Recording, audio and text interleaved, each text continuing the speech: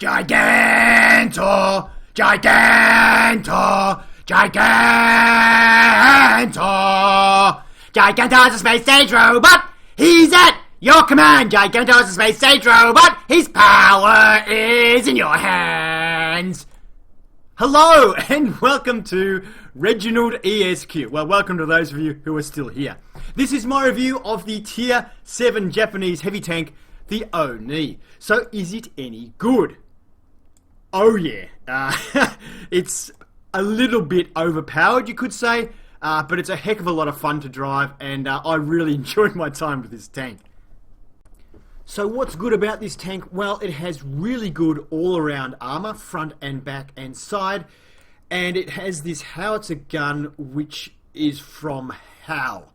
Wow, it's devastating. This tank inspires fear in your opponents, especially when you're with a group of tanks. The weakness of this tank is poor maneuverability, and if you are on your own, then you will be swarmed on by a stack of small, medium and light tanks that will just circle you and pound the absolute crapola out of the back of your tank. So don't go anywhere on your own and don't drive through an open field. But if you can hang around near buildings, and definitely hang around with a pack of tanks, and just pop out and shoot people as they come around buildings, then this tank with this gun is just devastating, and there's not much people really can do against you. So let's have a look and compare it against some of the other tanks. So this is with the AP gun fitted, which I don't use the AP gun, but with the AP gun stats, we've got 330 damage, which compares favourably with most of the other guns. Of course, the Russians do the most at 390, and the 190 pen also compares favourably, about middle ground with the others. 212 is the best on the French heavy, and 175 is the worst on quite a few of the other tanks. But the 330 compares fairly well, and the 5.22 is a terrible loading time. It takes a long time to load the gun, but it's not as bad as the Russians, and it's okay considering the power of the gun. Like I said though, I don't use that gun, so I'll talk about the guns a bit later. The turret traverse speed is bad. It is the worst in class, or the equal worst in class. Shares that along with the Tiger at 18.77. The best is the AMX, the French, and the poor old Black Prince at 31.29, which is quite a fast traverse speed for a heavy tank. Gun depression of -10 is the equal best, along with the French AMX and the T29. However, there's more to the story than that. The gun depression isn't really 10 degrees all of the time, and we'll talk about that a little bit in a minute. The aiming time of 3.16 on this particular gun is acceptable, but it's not fast. The Black Prince has 2.21 for obvious reasons, and the T29 is overpowered with a 2.21 aiming time on that tank as well. The dispersion of 0.4 is reasonable for the power of the gun. The best in class is 0.33 on the Tiger 1. So let's have a look now and say the hit points of 1550 is the best. The next best is the Tiger at 1500. Now, generally in World of Tanks, you get a lot of hit points for one of two reasons. One, you've either got terrible armor, as in the case of the Tiger 1. Well, not great armor anyway. But the main reason you get it is you're expected to be shot at a lot. And I guess with this tank being so big, you would assume you will get shot at a lot. And if you go into an open field, you definitely will be. However, if you're around buildings and stuff, not only are you very hard to penetrate, but a lot of people won't even bother shooting at you on certain angles because they know they can't pen you. So it actually is a lot of hit points, and you can, you'll bounce a lot and soak a lot. So this tank, if you're using buildings and popping out and shooting, you can actually stay alive a long time under a lot of fire. The hull armor is, pretty incredible. 175 at the front is the best, second best in class. The Tiger P has that better hull armor, but the Tiger P has worse turret armor as 100 versus 200. So overall, armor-wise, this is definitely the most well-armored tank. We'll get into the armor in a little bit further on. So, of course, it's the heaviest tank in class at 101 tons. The next heaviest is the KV-13 at 68 tons. So you can definitely ram any other tank you want without any worries, unless, of course, it's the Tier 8 Oho. That's 120 tons, so don't ram that. But pretty much ramming works all right. The thing is, though, with this tank is that the tracks extend past the front, and it does that with all of Japanese tanks. When you ram someone with your tracks, it does substantially less damage. So always try and get part of their tank with this part of your tank, like hit the corner of their tank or something, because, yeah, the tracks will substantially reduce your damage, and it does sort of nullify often the ramming damage that you can do with this tank. So that is a bit of an issue as far as ramming goes. What else can we say about this tank? Let's have a look. The actual track traverse speed is pretty tragic at 18.77, same as the KV-13. So it does take a long time to turn this tank, unlike the IS-2 with a fantastic 39.63. So concealment-wise, this thing is awful. Of course, it's the worst in class. 0.06 when it's stationary, and 0.01 when it's moving, which is really a way of saying it has absolutely no camouflage when it's moving or firing its gun, this tank.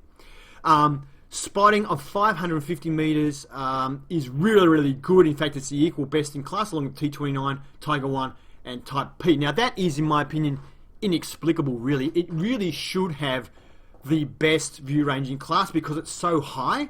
I mean, really, from the height of this tank, you can see the curvature of the Earth. So it should have the best view range. It doesn't, though, and obviously that's just because they want to limit this tank. It would be OP if it had authentic view range. Now, it does have good signal, well, terrible signal range of 574, but it's good enough, so it doesn't really matter. You're not really going to be sending back information to artillery in this tank, so it doesn't really matter. So, before we have a look at the armor, to sum up, this tank, stay close to buildings, pop out, shoot, and pop back again. People will find weak spots if you stay stationary in front of them for long enough, but with the howitzer gun, you don't really have to aim, so it doesn't matter. Speaking of that, let's have a quick look at the guns. I'm not going to go into the other stuff. Obviously, you've got to get the turret to get the heavier gun, the tracks to get the heavier guns and all that jazz. So, the AP gun we talked about a little bit about in review, so I'm not going to go into the details of that, but this howitzer gun has a very slow rate of fire of 2.61, and this is why you need to be with a group of tanks. Because when you're with a group of tanks, people don't want to come around the corner and rush you because they get shot by the other tanks. So they will protect you while you're reloading. If you're on your own, once you fire your gun, if they're smart, they'll just drive around the corner, try and get behind you and just blast you with their superior rate of fire. So you've really got to watch that. Try and be with a group. Once you're on your own, you have to be really, really careful and try and protect the back of your tank. Now, the HE ammunition has a 75 penetration, which isn't that good. It's pretty good for a HE gun, but a whopping 910 potential damage. So if you actually manage to penetrate someone like a light tank or a medium tank, bam, you just destroy them. And definitely lower tiers, you can one-shot kill them. As far as, though, other tanks, even tier 9 heavy tanks, you can do damage to them. And the thing is, you can do massive module damage, like you can take out their gun or kill their driver and stuff like that. So even tier 9 heavies, so long as you've got backup behind you, they are scared of you. And you don't have to aim. So if they just fire, if they have just fired, just pop around the corner, go bang and pop back, and you won't even take a shot because they're still reloading because you don't have to aim. You're so close to them, you just pop out and go bang. That's the beauty of this gun. Now, if you want to use the heat at 150, I have seen videos of people using this 150 pen 700 damage, and it is devastating. However, you just got to watch out for spaced armor. But other than that, yeah, it's pretty incredible. You also have AP ammo with 121 pen. That's a low pen, but you know what? You can penetrate some light tanks. I use it if they are behind a fence. There's a light tank like hiding behind a metal fence or a brick wall. The AP ammo is good because HE won't penetrate it, but that's the only use of it, and it's very rare that that happens. The heat ammunition, I never use it, as you know, because I don't use premium, but you know, if you wanted to, it would be pretty devastating. So yeah, for me, that's the whole point of this tank, is to use the HE ammo because it's a lot of fun. I have a gun rammer fitted to speed up the loading time because that's the most critical thing I find on this tank. I have the super heavy spore liner to reduce damage from artillery, because artillery will hit you a little bit, although probably not as much as they did prior to the latest patch, because now they don't do much damage. They mainly just stun you and do a bit of module damage and that sort of thing. And so they probably hate you. Artillery to a certain extent will avoid you now. And the enhanced gun laying drive to speed the aiming time, then that's simply so that I can just bang, pop out and bang without taking shots. And also so that at the end of the game, when if I'm the last tank left, scouts are circling you, trying to get you, then the speed of aiming time kind of does matter, but otherwise it doesn't really. You could swap that for vents, would probably be worth having on this tank. My crew, the commander has 6th Sense and Recon. I have to say though, 6th Sense is probably not needed on this tank, because you can pretty much just assume that you're always spotted. Is probably a safe way to go in this tank, because if you're not spotted, you soon will be. So you could substitute that. The driver here, the gunner, sorry, has Snapshot, which I think is a really good one to have on this, and then he has Firefighting. The driver here has Smooth Ride, another one I think is important, so that improves your accuracy on the move. And the clutch braking is really important to speed your turning rate in this tank. This guy has Firefighting and is working on situational awareness, which was a mistake, because this guy already has situational awareness. There's 2 radio operators in this tank. Must be a bloody difficult radio. So he's already got situational awareness. He's working on Firefighting. So I shouldn't have got situational awareness twice, because only one of them will function. And my loader here has Firefighting and he's currently working on repairs. So, what I mentioned before, I think I can show off the gun depression when we have a look at the armor, and I'll talk about that. Let's do that now. So here we are on Tanks GG. So first of all, about the gun depression. So basically these 2 little turrets here get in the way. So you've got 10 degrees, but as you pass over these, the gun has to lift. Now it does say, I think, what does it say here? It says 9.1, 8.9 it goes to there. But I have to say, it feels like more than like a degree less. It feels like 2.5 to 3 degrees less as you pass over those. Where that's a problem is if you're coming up over a hill and you want to shoot someone and your gun's in the middle here, and then the tank moves a little bit to the side and you have to do that, you lose your gun depression. All of a sudden you can't hit them anymore, because if you're smart, of course, you're trying to use maximum gun depression. And yeah, it's difficult. So what that means is, the best way, if you actually want to hit them, because you're allowing for them to move a little bit, is to come up on an angle like this. So you're aiming like this. Then you can move your gun a little bit and it doesn't matter. But that kind of exposes a lot of the front and the corner of your tank to fire, and you could get tracked. So for me, this isn't a very good hill fighting tank, combined with the fact that it's quite slow. So really, even though it's got 10 degrees of gun depression, to me, it's actually not effective as a hill fighter. That's my opinion. Your view may differ. Now, as far as the armor goes in this tank, it's really, really good. And a lot of people will probably say it's overpowered, but the tank is very slow and very big. So I can kind of understand it does need to have really good armor. So yeah, I don't know, but it's fun, I can tell you. The whole frontal section here is 175 millimeters, and it's sloped. It's not extremely sloped, but it is sloped. These 2 turrets in the front here have a section that is 175 millimeters. Now, the other sections of this turret are less armored at 150, but they are curved. So from the front, they're still pretty damn tough. And the other part that's exposed from the front is this, what would normally be a driver plate, but it's so high up on this, it isn't a driver plate. It's also 175. The driver viewport here, by the way, is not a weakness. Bizarrely, that should be a weakness, and that is an OP aspect. Same with the machine gun port, should be a weakness, but it isn't. It's just all 175. The mantlet on the turret is very strong at 200 millimeters, even though it is flat, so it's still only 200 from the front. These other sections all the way around the turret, all the rest of it is 150. It was extremely well armored, and it's heavily angled from the front, so even if the turret's looking at them, it's giving you over 200 to 240 mils. It's very, very strong. So no matter what you're doing, always point your turret at whoever you think is going to shoot at you, because that is your best protection. You could probably try angling it very slightly like that, which might increase this armor just a little bit. The cupola is also 150 millimeters, making this thing no weaknesses from the front. This armour here, which is less 150mm, also heavily angled, making it stronger than the front of the tank if you're facing front on. I think though the strongest angle is slightly angled like this, where this armour, which is the weakest armour tank, is still very strong. This arm is strong. This arm is still very strong. Here, it's a little bit weaker, but you've got to be very accurate, and it's high up and all that. This is, you point your turret at them, and this is a really strong angle to approach people from, slightly angled like this.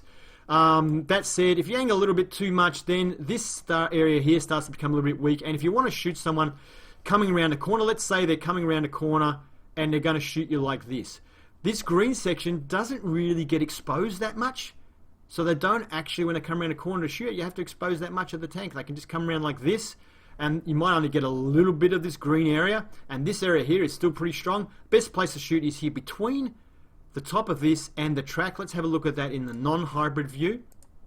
So it's this area here that you want to shoot, in my opinion. Let's go back to hybrid. Because you're getting about 9800 mils. Most people can pen that 50 if you can get it in there. Most people can pen that section there. If it goes too high, you might bounce off that. If it goes too low, you can get the wheel and track them. And if you've got enough pen, you might even get through and still damage them. But it's a bit riskier. Back here is not too bad, but they might not be exposing that part if they only come around the corner a little bit. But that's probably your best bet right there if they're just popping around the corner and dumping HE on you. Once you get to the side of the tank, though, it's a different story. The side of the tank here, the green section is the best heat. It's only 70mm. When you're flat to it, good. Here, it's only the equivalent of about 77mm, but there are sections where they track where it goes up to 117. And because it's spaced, if using HE or heat, don't hit it. And even with AP armor, there's a risk you may hit the track like that. So it's safer just to go for this green section here, I think. If the turret's pointing at you, don't bother shooting it. Even on the side, though, it's pretty can get heavy in places. The rear of the tank is 150, so don't even bother shooting it. The lower part here is 75, like the lower part at the front is, but good luck even getting your shot onto that part of the tank. It's very heavily sloped, so I wouldn't bother. Even if the tank is angled here, shoot the side, not the rear. The rear is quite strong. Top deck of the tank is 60mm, even the top of the turret, and the sloped part of the front here is 70mm. So artillery really can't do a lot to this tank unless it's maybe, you know, tier 9 artillery. And to be honest with you, I didn't get hit with artillery anywhere near as much as I thought I would, and I think it's because of the latest patch where the penetration has been reduced. Artillery pretty much avoids you unless they've got nothing else to hit, or they really, really want to stun you because you're getting close to them. You don't take a lot of damage. I've got the super heavy spore liner, and I'm not taking much damage, and my crew's not even getting that hurt from them. So, yeah, artillery really just goes for the lightly armoured tank destroyers now, like you've probably seen with my Swedish TD reviews. But this tank, they pretty much leave you alone. There you go. The map is Mountain Pass. We are top tier in this game, so basically we are going to inspire fear in everybody that we meet, which is fair enough. I'm going this way because it's a good way for this tank. I basically just don't want anyone surrounding me. I've got a scout up ahead, which is great, and I think if we've got some tanks following us, we've got a KV2 following us as well. So the three of us together should be able to stop them coming around and swarming us. Like I said, you don't want to go anywhere on your own, because if I went here and I was the only tank here, the problem would be if they knew I was the only tank, then their best tactic would be, if there's a few of them, all of them just to drive around the corner together. Only one of them will cop a hit, and then all the rest of them, they can all just unload on me, and they'll probably all reload again, unload on me again before I can even load. So, yeah, and if you're against one of these tanks, that's what you want to do. You want to, if you find one on its own, hopefully there's a few that can rush it, but just really, run rings around them. They're pretty slow. Now, I'm a bit worried because that T21 or whatever it was that was up in front has actually gone. So now I'm thinking, uh-oh. But the KV2 is still behind me, so together we should be okay. I might just speed this up to 2 times for a minute. Oops, I'll slow down to normal speed. There we go. So he just bounced a shot off us.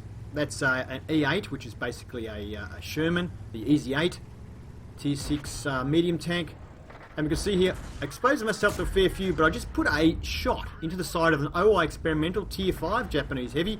We did 405 damage, which is huge. We also just racked up a little bit of spotting damage there, so someone else. Now, we did get penetrated by a T-29 who was firing gold ammunition.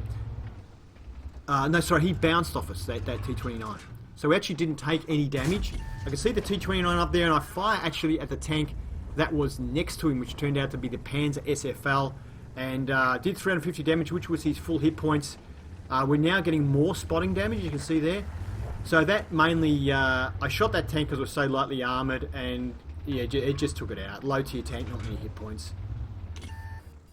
So I'm just trying to spot, oh no, IKV, you poor man. Now we just caught the top corner of him, which is why we did 446 damage.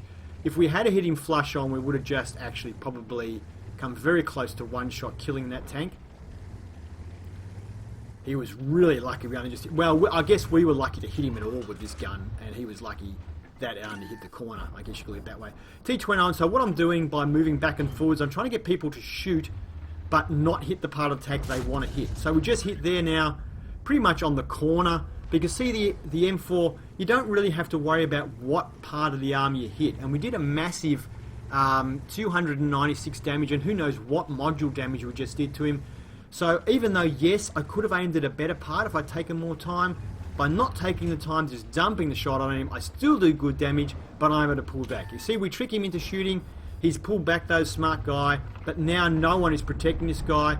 The KV-2 actually finishes him off, and I take my time hitting the M4, getting into the top of his tank. He went into a really bad spot there where I could able to shoot where there was no armor at all. Now we've got the T-29 backing up here. I'm waiting to reload, so I'm just trying to keep people spotted, and just I've been getting a bit of spotting damage, so I figure artillery's probably shooting at him as well, so even just keeping him spotted, I'm racking it up. We've got a shot there, and he gets one into us and penetrates us there using his gold ammunition. Fair enough, I guess. If you're going to use gold, this is a tank you can use it on. I normally, like I say, I don't like it when you see them using it on, you know, scout tanks, because it just means they're spamming at everyone. But in this case, I can understand him using gold ammunition. Pretty hard to penetrate me. And I'm just waiting for him to pop out. He's got a much better aiming time than me, so if I pop back and then suddenly pop out, I have trouble hitting him. I can see artillery, they just landed a shell there, so he might be taking damage. But I figure I'll just wait it out and wait for you to pop out, buddy. I'm not gonna, because if I pop back and then pop out, he's always got a shot. I can see he's running now, so now it allows me to just pop one to this guy. And even though I hit the Easy 8 in the turret, where it is well armoured, it still does a whopping 377 damage. So really, like I say, this tank inspires fear because I don't have to hit weak spots. I can hit you pretty much anywhere and your tank is stuffed. So the Easy 8 is now been deserted. I actually get hit by the KV-2 in the back as I pull forward, and it bounces. So I don't know, that was my friendly tank, the KV-2 there. It shot me in the back while I was pulling out to get that kill shot, and yeah, bounced. Now someone else has just got in contact with me. It's actually, I think, the Tiger tank, the premium one, and has asked me to join a platoon. So I think he's seen how much damage I've done and wants to join a platoon with me, or how many kills I've got. So yeah, it's quite funny. So I said yes, because hey, we might get something out of it. And now I'm trying to get up the hill to finish off this T-29, but my teammates have made it there, and I can tell you now, they finish it off and I don't get another shot.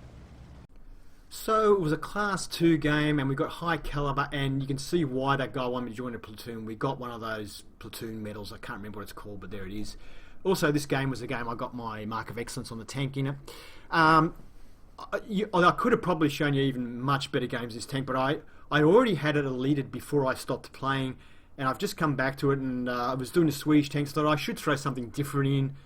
So I've played a few games in this to show you, but yeah, it's a pretty devastating tank.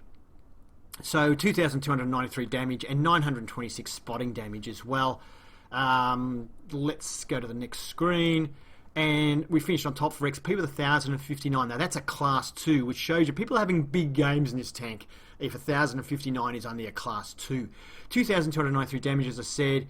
Yeah, and this is the guy who said join the platoon. He obviously knew he was going to get a medal out of it. He got 5 kills, so that was awesome. I think that medal is if everyone in your platoon gets 3 kills or something like that. Next screen, and we can see that we only fired 7 shots. All of them hit. With this tank, especially at the sort of ranges we're at, which is longest range for this tank, my advice is aim for the centre of mass, and then you'll hit something, usually. If you try and aim for weak spots and be tricky at this sort of range, you may miss the tank. So just aim at the centre of mass and hit something. We already talked about the damage. Received 10 hits, only 2 of them penetrated. One of them was a gold round from the T-29. So 1,535 damage bounce. When you can see we have 1,550 hit points, that's pretty good. Enemy vehicle spotted 4, damage 5, destroyed 3, 926 spotting damage. Yeah.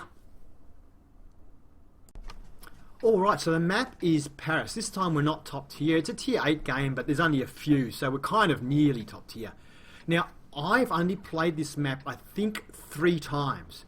And those 3 times I've been driving a Swedish tank destroyer, so I kind of went to where I saw the other tank destroyers. But in this game, I have no idea as a heavy tank where to go. So I'm kind of thinking, maybe I'll just follow the other heavies. I can see there's an Oho, a tier 8 Japanese heavy. So I'm sitting here thinking, where am I going to go? I'm seeing where they're going. And then the Oho says, follow me, to me. So I think, oh, fantastic. Yes. So I've got a tier 8 Japanese heavy taking me under his wing and helping me out where to go. I think he saw, because I didn't move straight away, I didn't know where to go. And he's also now said, use HE, which he didn't have to tell me that much. That much I knew. But, yeah. So I would have actually had absolutely no idea where to go, because where this guy ends up going, I didn't know. I haven't even seen this position before, this location before. So thankfully, I had someone taking me under his wing. So I might just speed this up to 2 times while we're moving into position. As you can see, I have no idea. I'm literally following this guy, trying to work out what the heck he's doing. Then I see, okay, there's tanks up the top. One of them's dropped down the bottom there. And bam! We both put massive shots into that guy. The AMX 5100 into the side. I did 950 damage with that single shot. Into that tier 8 French, I think, is it a heavy tank? I know it hasn't got very good armor, but you can see even through that gap there, if I can get that shot, it doesn't matter what I do, as long as I hit the guy, but I missed him. If that had hit the guy, it still would have done damage in that KV2. Now, the other tanks have moved forward, and I realise, oh, okay, I better move forward as well. Now, I have taken a hit from the KV2, but it bounced. Did damage my tracks though. Or no, actually I think I took a hit from a Lowy, which damaged my track. Okay, so you can see me where I'm looking and stuff here. I have no idea of the terrain or anything. I'm just trying to work it all out. But I know that I want to hug the right-hand wall here. That's getting my idea. But I figure, hey, we'll get close enough. We can maybe put one into this guy in the Lowy's cupola. He looks like he's in a good hull-down spot here. They do have very strong turrets. But hey, we've got HE, so I'm waiting for him to pop out. I keep thinking he's going to pop out and I'll be able to shoot the side of his tank. But he's a little bit smarter than that, so I decided to move forward. And you can see how I can just see his cupola. Then I think, oh, KV2, maybe I can get shot in the KV2. And I was just going to shoot the corner. He bounces off me because he shoots too soon. And I hit the wall, people. I hit the wall. And I cop a hit from the Lowy while I'm trying to get back out of the way, or the lurva, whatever you want to call it. And yeah, that's a bad one. You can see these hit me there in the side of the turret because I had my turret turned. So because I was only 150 mils, he was able to pen it. So that was bad. So bad start. But I think, okay, we've got to get payback on the Lowy now, so he's not as confident coming out against me. And we can see we bang it into his cupola, doing 291 damage. Probably took out his commander. I'm just guessing.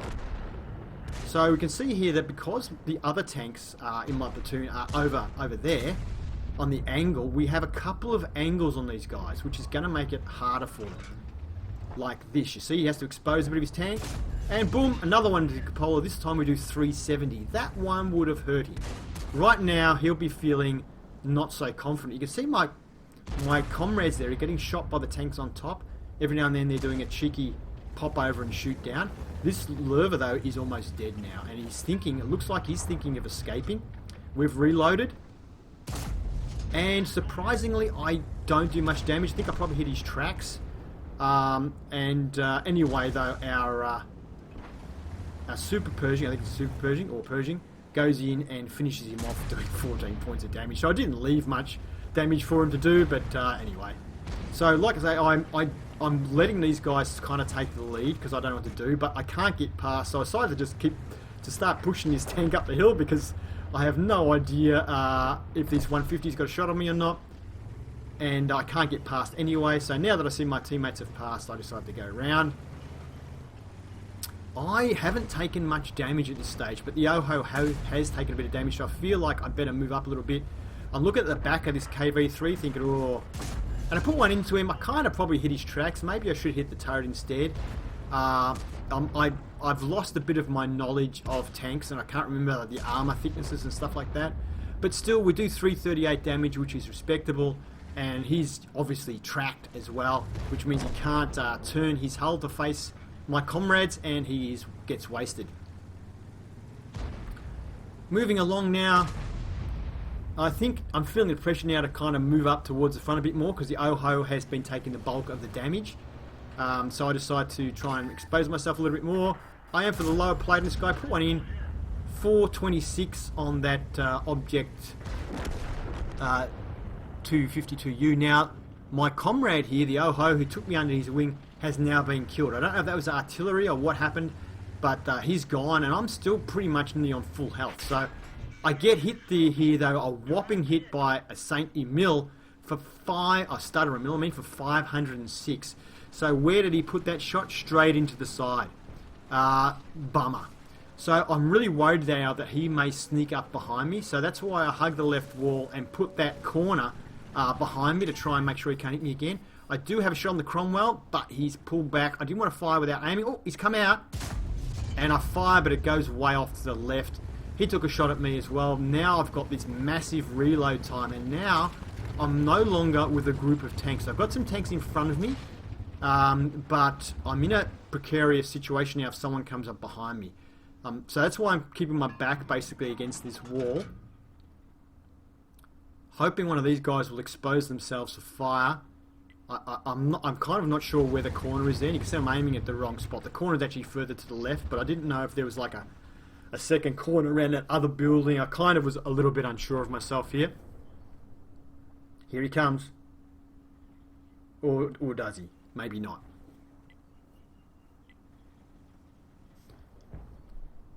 Now the Cromwell, there we can see he's almost dead. Someone's obviously got round behind him.